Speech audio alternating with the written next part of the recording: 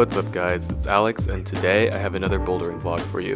While I'm warming up here, I thought I'd just talk a little bit more about my YouTube channel and give some information about how I filmed these, my climbing background, and what my plan is for this YouTube channel.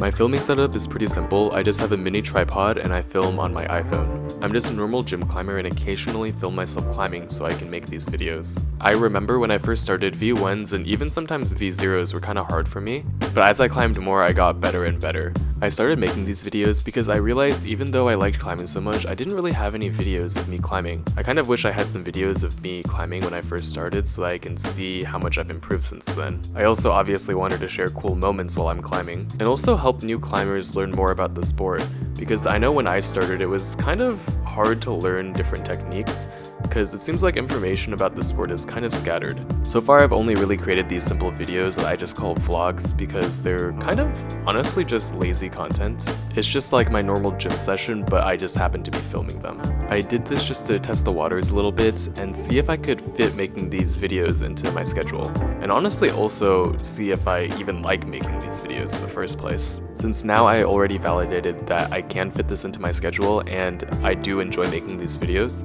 I wanted to try out new video formats. Specifically, I want to try climbing challenges and technique videos, so look out for those in the next few videos. Alright, enough logistical talk, let's get into the climbing. Alright, so in the beginning here you can see I start low and try to grab the next hold, but I don't really have the reach.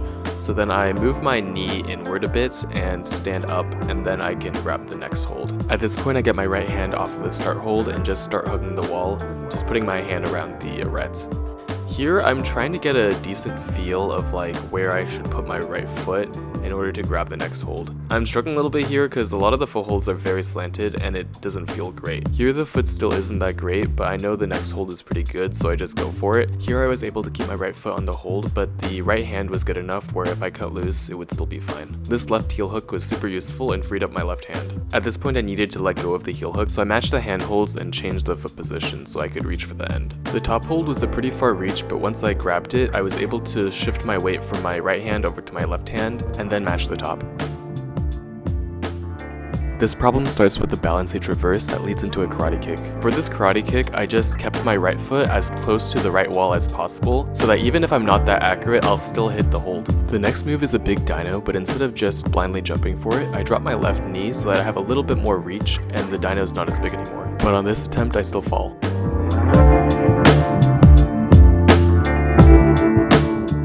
On the next attempt, I don't really do anything different, but I'm able to stick the dino this time. Looking back at the footage, it looks like on this attempt, I grabbed the dino hold closer to the end of the hold, like further away from the wall, and maybe that's what helped me, but I'm not really sure.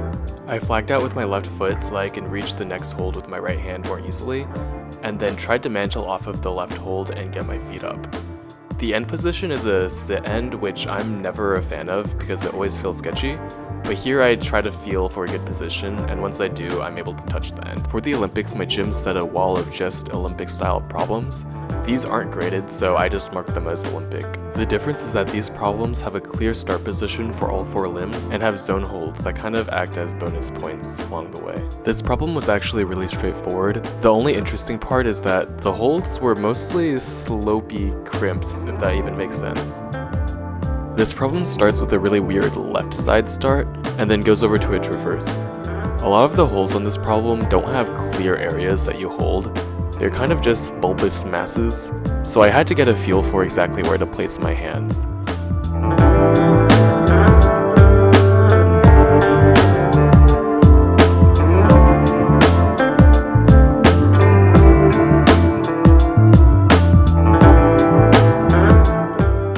Once I get into this position, a lot of the footholds don't feel so great, so I try to find where to put my left foot, but I end up just choosing the small one.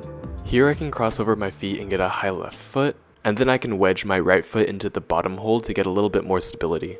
Then I can just reach for the end.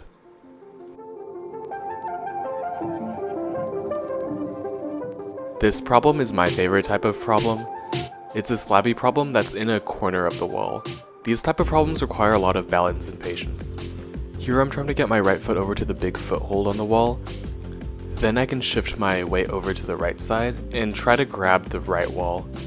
I can only really get my fingertips on it, so I try to use that as much as possible. I get my right foot over to the next wall, and try to lean over to the right to get my weight onto the right side. Here I push off of the zone hold in a mantle position and use friction on the left wall on my left arm, then I can smear with my left foot. I awkwardly continue that motion of using friction on my left arm and then smearing on my left foot until I reach the zone hold.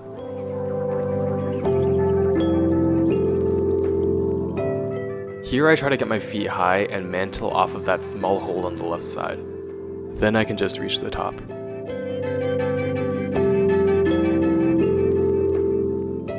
For this problem, I start on the left side, then drop down low for the traverse.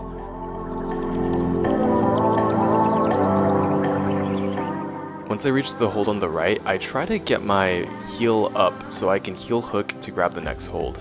But none of the heel positions feel great, so I just jump for the next hold. I'm able to stick it with a small swing and then get my feet up. I try to work around the big hold and try to grab it in as best the way as possible. And here I have to get my right foot all the way up. This is a super stretchy position and is really scary since it's all the way at the top of the problem. But if you get over the fear of falling here, then the move itself actually isn't that hard.